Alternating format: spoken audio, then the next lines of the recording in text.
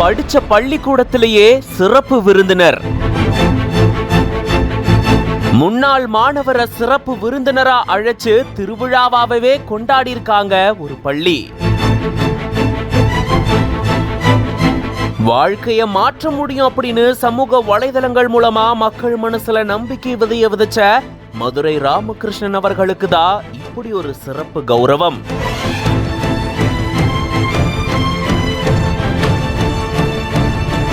Instagram, Facebook, வாட்ஸ்அப்னு ஒரு நிமிட கதை மூலமா மக்கள் மனசுல நம்பிக்கை விதைச்சிட்டு வராரு இவரு. கல்லூரிகள், பள்ளிகளுக்கு போயிட்டு தமிழ் உரைய நிகழ்த்தி மாணவர்களுக்கு நல்ல எதிர்காலம் சம்பந்தமான தன்னுடைய அறிவுறுத்தலையும் புகட்டிட்டு வரக்கூடிய இவருக்கு இவர் படிச்ச மதுரை முத்துத்தேவர் முக்குளத்தோர் மேல்நிலைப் பள்ளியில இவரை சிறப்பு விருந்தினரா அழைச்சது மட்டும் இல்லாம சிறப்பு கௌரவம் வழங்கப்பட்டிருக்கு.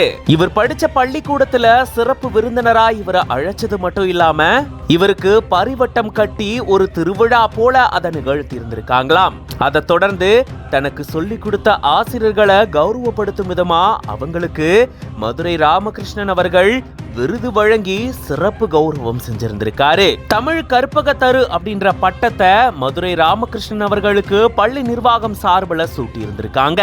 அது மட்டும் இல்லாம தான் படிச்ச பள்ளிக்கூடத்துல இருந்து 3 மாணவர்களுக்கு ஒவ்வொரு ஆண்டும் படிப்பு செலவை இவர் ஏற்றுக்கொண்டுட்டு வராராம். இப்படி தன்னுடைய பேச்சாற்றல் மூலமா பல நல்ல விஷயங்களை செஞ்சுட்டு வரக்கூடிய இவருக்கு இப்படி ஒரு சிறப்பு கௌரவத்தை இவர் படிச்ச பள்ளிக்கூடமே செஞ்சிருக்காங்க.